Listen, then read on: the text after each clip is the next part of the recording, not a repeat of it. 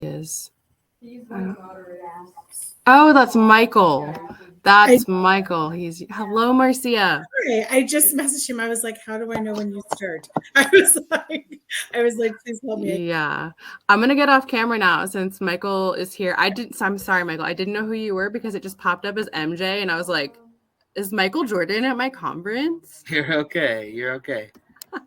Thanks. So far, so good, Amy. Hello, Marcia. Hi. How are you? I'm doing well. Am I pronouncing that correctly? Yes, you are. I would have corrected you already. Okay. Well,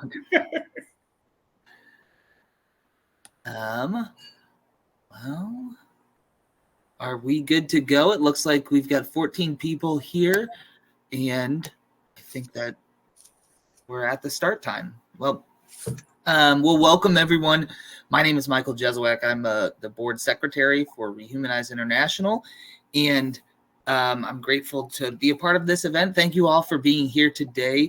I was excited in seeing this talk presentation title, and even more excited as I got to read through Marcia's bio here. So without further ado, let me share that with you so that we can get started. Marcia Lane-McGee, Marcia Lane-McGee, the co-author of Fat Luther, Slim Pickens, is a national speaker, graduate student, and the co-host of the Plaid Skirts and Basic Black podcast. A Chicago native and eldest sibling, Marcia refuses to pull any punches, doesn't easily give in to can't, has a close and complicated relationship with feedback, and believes no is a love word. Marcia is also a first mom of 20 years. She has learned a lot, loved a lot, and grieved a lot. From her place in the tension of the pro-life movement and the reality of a choice for adoption, she hopes to inform, educate, and accompany those who want the needs of women and their children met. Marcia, we're grateful you're here. I'm grateful that our audience is here. And without further ado, I will let you take it away to share with us your tips about adoption. Thank you so much.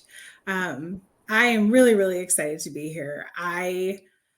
When I was asked to present, I was like, yes, I will do this. This will be great. Because I think more people need to hear about the realities of adoption. We hear a lot of really good, positive language. And even though my story is very positive, which you will hear soon, it is important that we're always realistic. So, like Michael told you before, I'm a first mom of 20 years. It'll be 21 years in April. I was 23 years old when I found out that I was pregnant with my son. I was in my last year of college, and it turned out that I wasn't going to be able to finish college because of some other issues. And I was kind of desperate and scared and confused and sad and every other emotion that you could possibly have with an unplanned pregnancy that has shifted into crisis. So to start off, just with a little bit of vocabulary, even though sometimes I'll slip up, I'm trying to steer away from using the term crisis pregnancy. Even though it's a little bit wordier, because the pregnancy is not the crisis unless there's a medical crisis. It is experiencing pregnancy while in a crisis.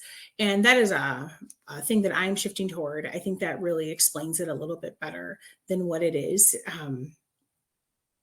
Because I was pregnant and then I was immediately in crisis when I didn't have access to housing or school or food or any of my needs.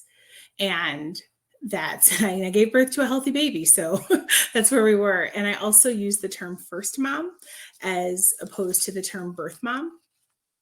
That was another shift that I made as time has gone on, because I feel personally that first mom is a more accurate description, because I was my son's mother. I was his first mother, right? He does have, I would in no way call his mother through adoption his second mother. That's not a real thing that I would ever do. She is still his mother, but I do refer to myself and to other women who have placed their children for adoption as first mothers, because we did mother them, we did nurture them, we did care for them. And that is that's an important distinction for me to make. So that's why you'll hear me use the term first mom. And then also as I'm shifting into experiencing pregnancy while in a crisis. It is a mouthful. It is a lot to wrap your head around. I do not apologize, but I hope that you'll bear with me. So like I said, I was 23 and pregnant with my son, and I didn't know what to do. If you know me or know my story, I've shared it before. I did, at first, my first choice was through desperation was, I have to finish school. I've got too much going on. I can't do this. I'm so ashamed. What will my family say? I guess I'm gonna have to have an abortion. I obviously did not have an abortion. I was pretty far along when I found out that I was pregnant. And the day of my appointment was the first time that my son kicked and moved. And the whole time I knew that there was a life inside of me. I knew it. I was just justifying my choice and my decision because I was scared and I felt like I didn't have any other option. And quite frankly, I was ashamed or made to feel ashamed. Needless to say, I did not go through the abortion. And I decided that, well, maybe I can parent. Maybe I can make this work. But then a lot of things happened in my life where I ended up having to leave school, and I lost my access to housing and transportation and a plethora of other needs. And I made the choice to place. Over the years, something that you should know, I am in an open adoption with my son. When I picked the family that my son was, I was able to pick the family, just like you see files and folders and however adoption agencies do things like this. I literally Googled, this was 21 years ago. I Googled I Googled adoption agencies Illinois, and it was the second place that came up. They're no longer in existence, but they were the second place that came up, and they were the first people to answer the phone. And they sent me files with families, and I got to read them over, and I got to choose the family. And I was like, okay, this is great. And they only did open adoptions. And I was like, that's wonderful. I would really hate for a child to be looking for me in 18 years. And that would be awful for them. They should know where they come from. They should know who they are. And that's all I thought the open adoption was going to be. And that was kind of where I was. I was like, I'll get cards and letters every 6 months. I'll be able to move on with my life. That's what everyone always told me. You can do this. You can just move on with your life. You can move on with your life. And I was like, okay, that's what I will do. I'll move on with my life, and my child will know my name, and I will watch him grow up through cards and letters and pictures, and it'll be great. When I met my son's family, we went out and got pancakes, because pancakes is my favorite food. They are my favorite thing. And the people at the adoption agency wanted to make me comfortable, so I chose a breakfast restaurant. And the day that I met them, I did not eat my pancakes, which you should know something's wrong if I don't eat my pancakes. I'm just saying. And not because anything was wrong, but because I was so nervous, and we were both nervous, and we were meeting each other for the first time, and we absolutely hit it off. I'm sitting there like, I love these people. These people are so great. I fully believe that they will take really good care of my child, and I will get to watch them grow up through cards and letters, and it'll be wonderful. But that's not what they wanted. I know that sounds bad. That was like really ominous. Dun, dun, dun. That's not what they wanted. They're white. They're white people, and I am not a white person, and I was not having a white child. And their whole thing was like, no, we want this to be actually open, where we want your child to know you. We want to make sure that your child knows their heritage. And we didn't know it was a boy then, that they know where they come from. And it's really, really important to us that this is the case. They had a son from another adoption, and they were hoping that would be the case. And the first mom was like, I can't do this. And I absolutely understand that now at this place that I am 21 years ago. I understand where you're like, I can't, this is really hard. And there are other things that are not my story, so I'm not going to share them. And they said, we can't do this to another child. Is there, if you're not open to this, then we'll just call it quits. Right. And I said, I can be open to that. And that's what started this lifelong relationship that I have with my son's family. I have been in his life his whole life. I was at his baptism. I was at his first communion. We're Catholic. I was his confirmation sponsor. I have known them throughout. They lost one son a few years ago, and I was the cantor for his funeral. Our lives are so wrapped up in each other, and it really is beautiful. It really is amazing. And it's also really, really hard. But in those moments, it's going to be hard though, no matter what. In these great moments of joy, we have to recognize there are still these moments of pain. And over time, as I've lived through all of this, I am recognizing that as a first mom, I have some knowledge about how this goes, right? And I want to share with you 5 things that pro-lifers should know about adoption. And it's from my it's hard one, but it is hard fought too, because I had to do some fighting with myself about some of this wisdom that I have to share. And while you've heard my really great story about adoption and open adoption, and the positives of it, the first thing I want you to know that the adoption narrative is unreliable. I don't know if you've ever heard the quote, history is written by the victors. And not to say that, and not to say that anyone is a victor in this situation. There are some winners and there are some losers. And most of the adoption narrative as we know it is given to us by adoptive parents. Adoptive parents, from their perspective, they have their own perspective, right? And in their narrative, this is a beautiful thing that we did. This is a wonderful thing. We have our child. This woman can move on with her life. This child gets a great family.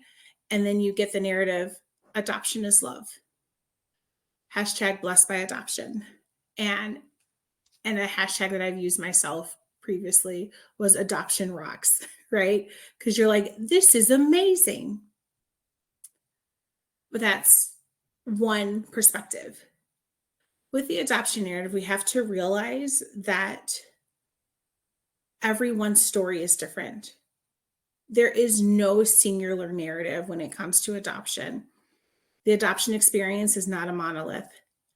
I have my story. In my adoption situation, there is myself, my son, and my son's mom and his dad.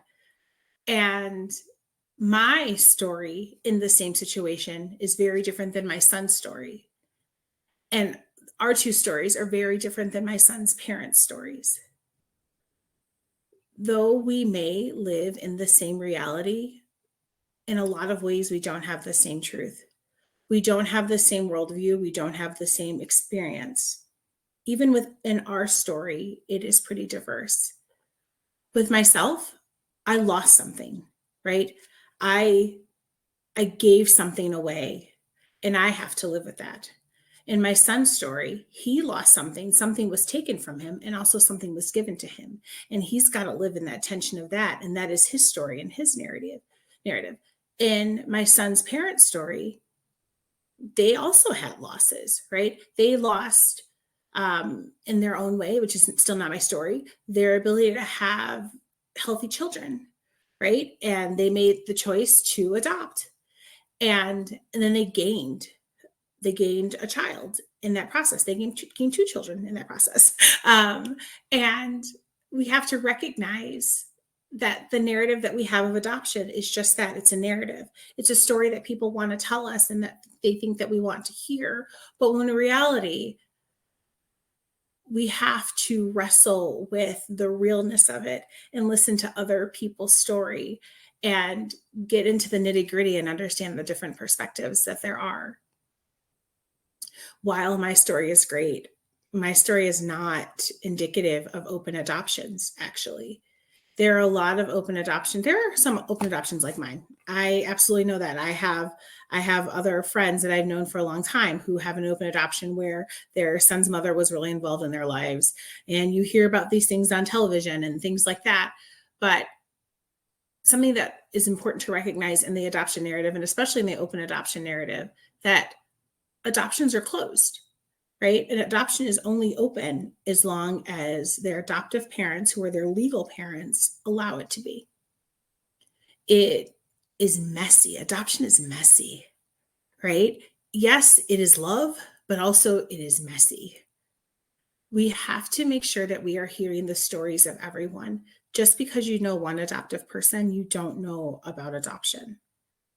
I'm learning in the last 20 years there's a lot that I don't know about adoption, that a lot I've had to open my minds up and understand. And in the last 5 years has been a huge reality check, which is why I'm here talking to you today. And when I say reality check about the adoption narrative and understanding other people's stories is the second thing that I want to tell you. And this is the hardest thing, I think, that it's to come to grips with, is that adoption is trauma.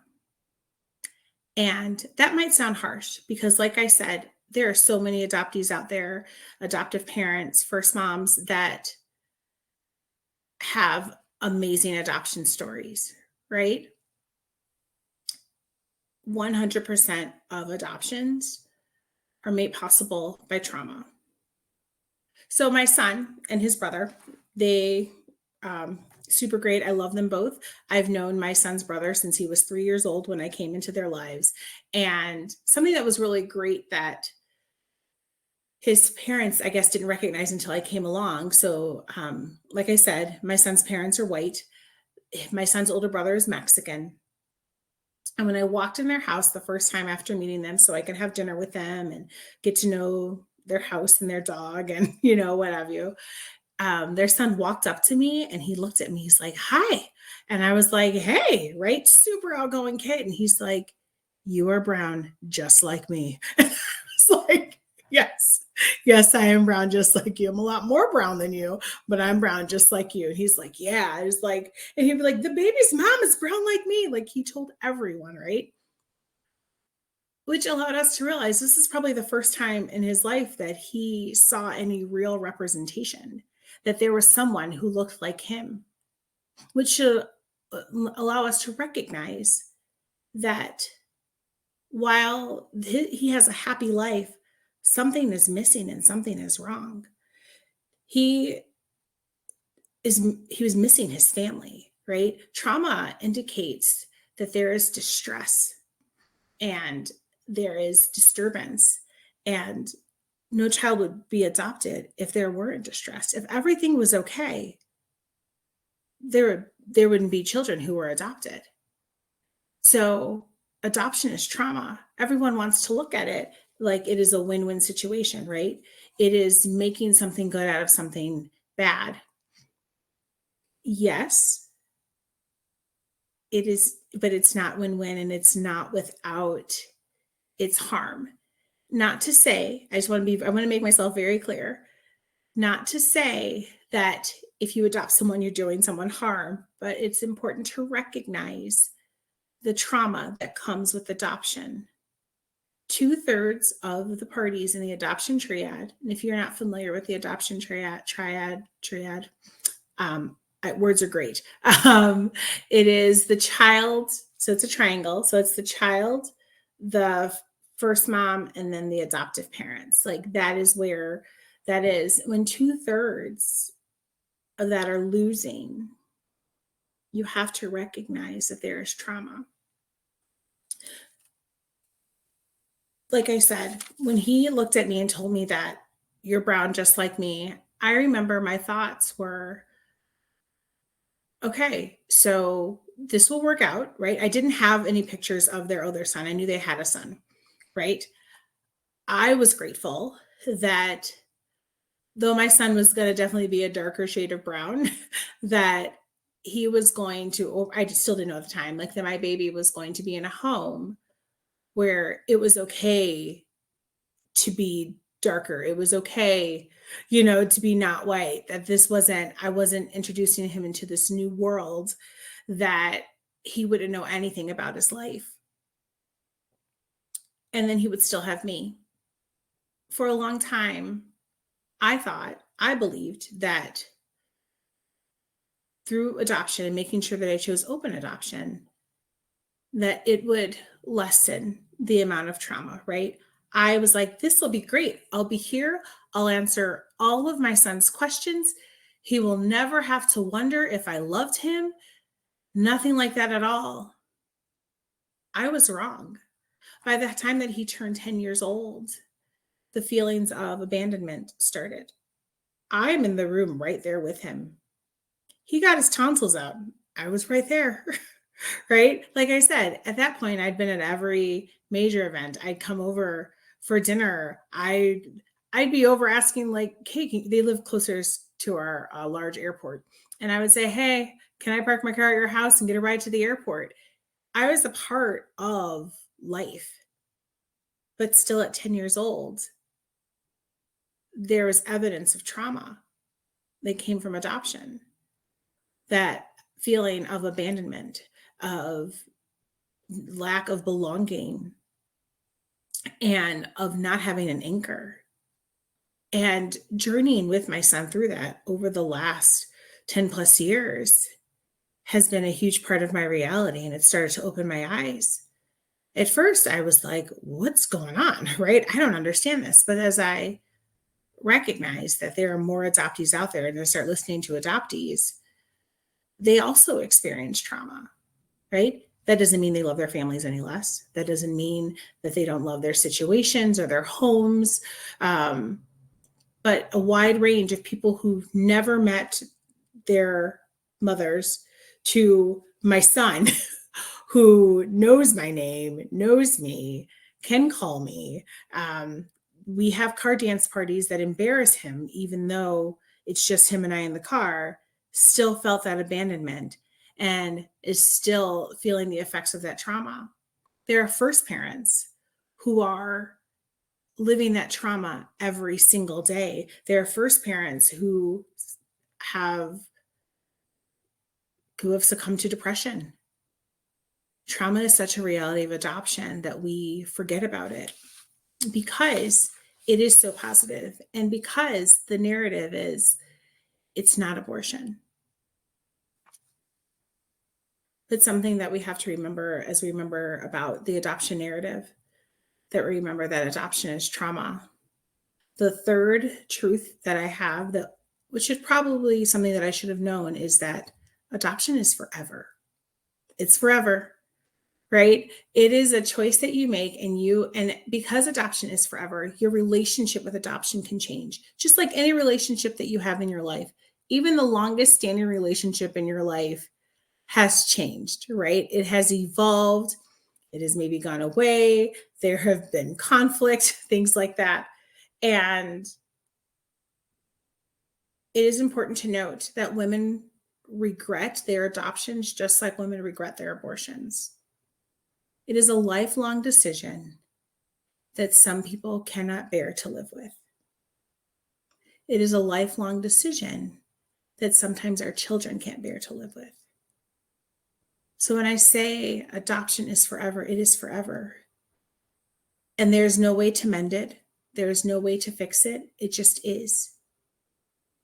Once it's done, right?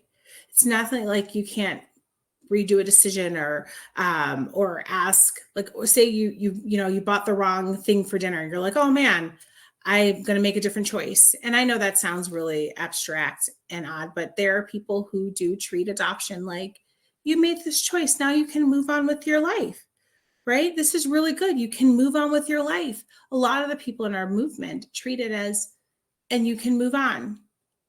The reality is you can't because it is forever. And your choice is forever. Your child is forever. And that is something that we need to understand. And in understanding that adoption is forever, compile with the trauma and the reality of our stories, is the fourth thing that I've learned is that brave comes last. And I think that this is a really, really important thing to know. Okay. As a first mom, I have been called brave. People will tell me that I'm brave and point that out like more than they'll tell me that I'm Black, because apparently that is the one thing that people know about me. Oh, you're a first mom? You're brave. You're really brave. And it's almost aggressive sometimes how people feel like they have to tell me that. But in reality, brave is the last thing I am. The last thing I am or was is brave. Before I was brave, I was desperate. Before I was brave, I had unmet needs. Before I was brave, I was lost and alone and scared. Before I was brave, I made a choice. And first I made a choice for life. And then I made a choice to place because I was desperate, scared, alone, and had needs to be met. I didn't make the choice because I was brave. That was the last thing on my mind. The first thing on my mind was I don't have, so I need to give up, or I need to give away, or I need to place. Brave comes later. Brave is a thing that first moms choose after the choice has been made. Brave is something that I have to pick up and start every day. And I realized that in the first year that before my son's first birthday, I was in different support groups just one support group. And I made a few friends with some first moms. And one of them, I'll call her Lacey. I met her really soon, like after my son was born, and she'd placed her son recently, and she was quiet and tired. And I call her Lacey because the day I met her, she was wearing a lace collar, and so that's always how I associate her. The next event, she wore something different, and I was like, "But where's your lace collar?" Because I was in such a grief fog that I didn't recognize anyone sometimes. But she was the one person who I talked to, and I hadn't heard from her in a while. And by the next Mother's Day event, I was like, we're going to call her Lacey. Like, where's Lacey? I thought she would come. And one of her other friends said, Lacey succumbed, to put it mildly, Lacey succumbed to her depression. And it was really sad. Lacey couldn't live her life without her son. And someone said, I thought she was really brave. And this was someone who was over us. Like they were adoptive parents. They weren't first parents. And she's like, I thought she was really brave. And all of us kind of had this look on our face. And one girl said it, and when we all didn't. And Rachel said, it's really hard to be brave. We actually aren't brave. And we're really sad, and we have to choose to be brave. And I always think about that we have to choose to be brave. Every day we have to put it on, and not because it's our choice, but because of what everyone else expects of us. It was so beautiful and noble, and we're brave. But beautiful, noble bravery doesn't get us what we need. Beautiful, noble bravery doesn't get our needs met. It doesn't help us feel less desperate and scared and alone.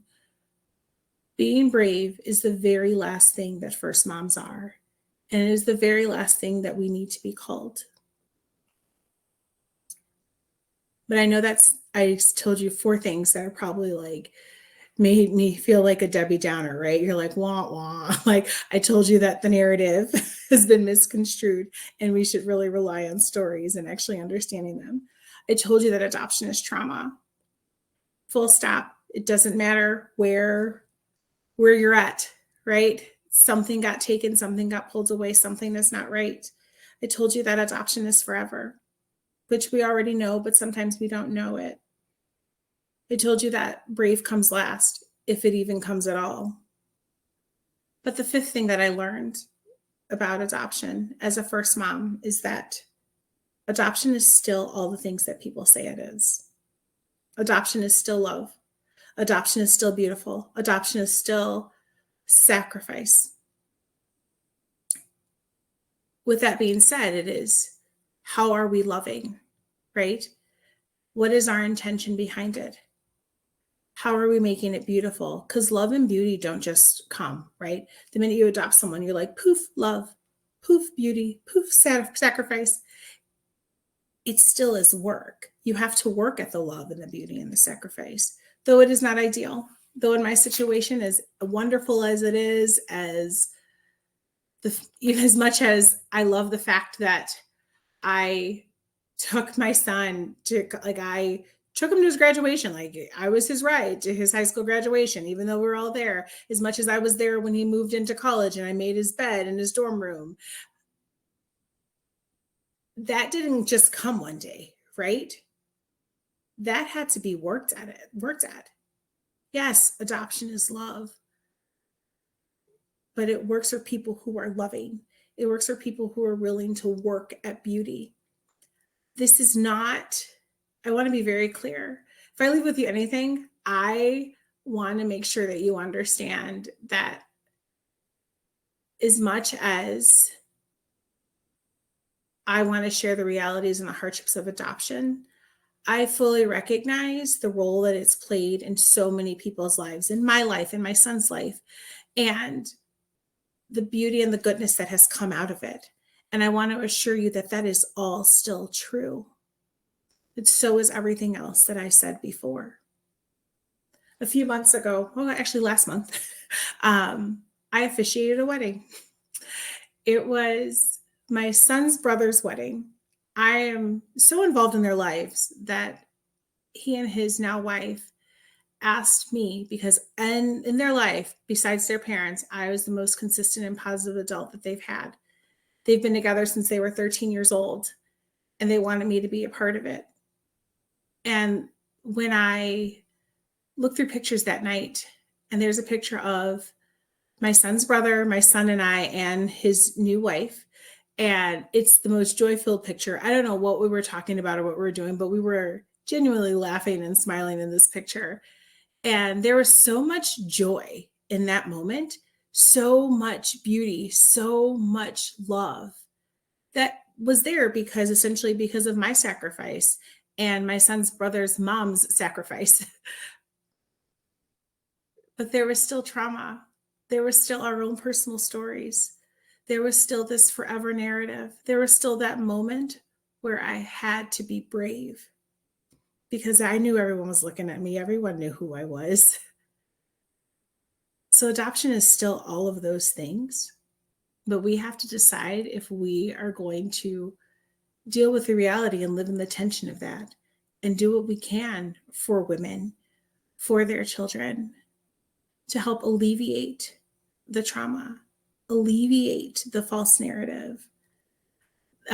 Adoption will still always be forever, but the need for bravery, can we do that together? I don't know. I hope we can. Thanks so much for listening. And I'm not sure if we have any more time for questions, but I'm happy to answer any questions. I don't know how that works at all. Hey, thank you so much. That was exactly, I think, what we needed to hear. So thank you. We have one question in the Q&A section right now. If other folks want to drop questions in the Q&A or request to share audio and video and ask a live question, you can do that. Our first question from Kyle is, Marcia, I can think a lot of messaging from the pro-life movement that is harmful / simplistic. What kind of messaging would you promote as alternatives? Well, I actually wouldn't offer any messages as alternative when it comes to adoption. Actually, I think that there are no messages that can really encompass what it is. Though like I said, adoption is in my life. It's part of my life. It'll be part of my life forever. I don't believe that adoption is a positive thing when it's not necessary. And I believe that we need messaging around abortion and not, and things like that, because there is a good that comes out of giving your child life, right? And like 100%, there's always a good. I think with adoption, it's tricky. That's not true. I don't believe it's tricky. I believe that with adoption, there is like someone is losing. And I think it's really it's hard for me to promote that now. And even my son's parents and I have had this conversation. I was very honest with them. When I started doing more family preservation and things like that, I said, hey, it's going to probably be pretty public knowledge about my stance on adoption. And we had an honest conversation. They're like, yes, if we would have known better then, we would be making different decisions too. So the three of us at the same time came to this choice that we're all still family and there's nothing we can do to change that. But if we'd known better, do you know what I mean? And so I don't think that there isn't any kind of messaging. Mm-hmm. I would promote as an alternative family preservation. Yeah. So maybe some messaging around like adoption, like we agree with the pro-choice slogan, adoption is not an alternative to abortion. Yes. But how do we, I guess like the question is like, how do we add the nuance, of course, like, yes, I think it's how can I help instead of yes, baby, because here's the thing. I tell people this all the time that if someone had given me a place to stay and think for like a month, do you know, like, I'm not kidding. We would never know, you would never know my name. Do you know what I mean? But I would have my kid and it would be very different. Yeah. I mean, maybe you'd still be an author and maybe I'd still know your name because you'd be a Catholic author. So maybe that. maybe that. I mean, definitely not in the same like pro-life circles, I'm sure. Yeah. Yeah. So I see another question here. Do we have time for it? Okay. Yes, please. So Stephanie said, what do you recommend as tips to adoptive parents in open adoptions? Well, first of all, I would say whatever promises that they've made to the first mom, keep those promises. I think a lot of what I have and where I am in our relationship is what I'm learning is I'm a very rare person whose promises were kept. Right. So like even open adoption has a lot of range, right? Adoption is like an open adoption is just knowing the records aren't sealed. Right. So that's why I say every adoption is a closed adoption because I have no rights. I mean, well, my son's 20, so I really have no rights, but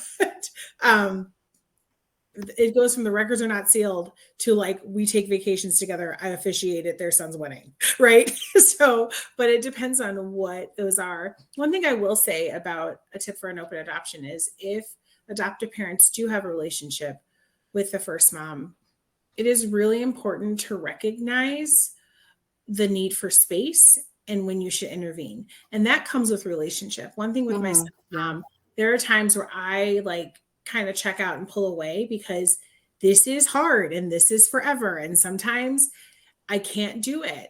And it might be like 3 weeks since they heard from me. And then she will just send a text. This was back when my son was like 5 or 6. And she'd say, hey, I'm just checking in. I don't know I just hope everything's okay. Right. Or if I don't respond, then it'll kind of be like, hey, we were thinking about going to the ballpark on Sunday. And if you want to join us, it'll be great to have you.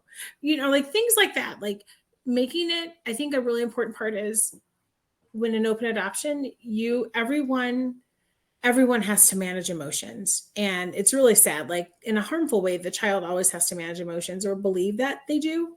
Adoptees have a lot of the same like anxiety issues. They all present differently, but with the first parents and the adoptive parents, we're trying to manage the other one's emotions and not trying to step on toes. I think the really important tip is to have directness in context, so there's no interpretation of what someone means. And I think that's a huge part. Like if you just take out the need for interpretation, things will be so much better. We've gotten arguments. Like we like my son's adoptive parents and I, when we disagree, we're like, you know what? I'm backing off. And it can be like about a video game. But because we have that relationship, we have the ability to be direct and open about our emotions, and everyone gets what they need eventually. So I have 2 questions. Yeah. And my brain's a little messy right now because I have been up for too long. So I'm sorry if this is worded poorly, but I guess I'm curious about some things that could help with keeping families together. Okay. What's the word for that? Family preservation. Thank you. Family preservation. Like, I don't know. Kyle and I have always talked because, we've been dealing with infertility for almost 11 and a half years now. And people would, in the pro-life movement, would constantly say like, oh, you should go outside an abortion clinic with a sign that says like, we'll adopt your baby. And I'm like, I'm so uncomfortable with that. Like, why would you feel comfortable saying that to someone when instead you could be like, hey, do you need a place to stay for 6 months, 2 years, whatever? Like, you can come. We got a spare bedroom. Like, if we have the resources to raise a kid, I'm sure we can figure out a way to help you. Like, I would rather, do that sort of thing. And so I guess I'm wondering, like, do you think that the American model of the nuclear family is restrictive to the point of being harmful for family preservation? And like, are there other alternative models that you can see that would be good? Well, I don't know if I would be restrictive. I think that it creates these expectations that can be harmful. I think the expectations are a little bit harmful. So I was raised by a single mom, right? And for the most part, I turned out okay, right? Like I got to be me and my opportunities and things like that. And yes, I did have a child when I wasn't married, but those things happen no matter how you're raised, and I think people kind of forget about that sometimes. But I think the harmful part is the belief that it needs to be a nuclear family.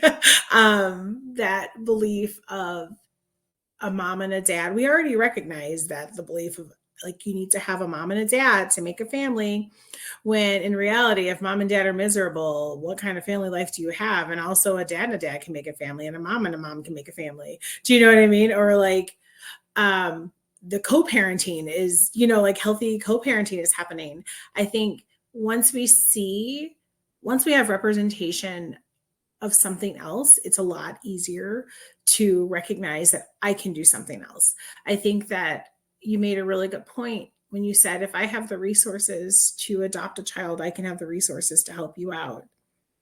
Right. And I think one of the things that I say all the time, and I'm surprised I didn't say it today, was that the narrative or the mindset behind adoption and adoption cost it's wild to me, because I can start a GoFundMe. Like if I started a GoFundMe to raise my son, I was like, I don't have any money. I need $30,000 to kind of get my life together and get started. Here's this GoFundMe.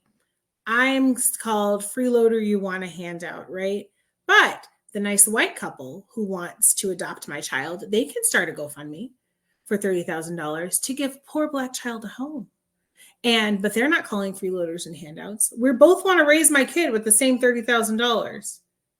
But why don't I get to raise my kid with the $30,000? And I think sometimes and I think that's in the way that it is harmful. You're right, that the mindset is it needs to be this. So help me raise money.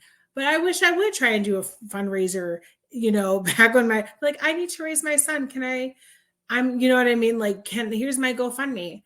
I would get laughed out of that. I would call it all kinds of things, right? But if you want to raise my son and you look the part, even though you technically don't, because I look the part of my son's mother, right?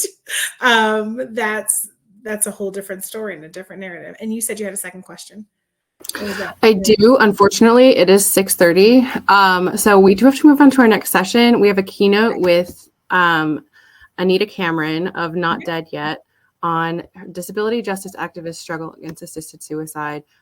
She is the minority outreach director for Not Dead Yet, and she's a queer icon. So I highly recommend tuning into that. All y'all, thank you for being for attending this session, for participating in the chat, for listening to Marcia and her just powerful advice for us to take forward. Marcia, I will definitely be in touch about a podcast episode. Yeah, absolutely. And come DM me on Instagram and ask your questions if you have any. Oh, yeah. You can find Marcia on the internet. On the internet. Stylish Sia? Is it still Audaciously Sia? Okay. Yeah. Yeah. If you follow me, I follow her. So you could probably find her through my contacts. Thanks, everyone. Bye.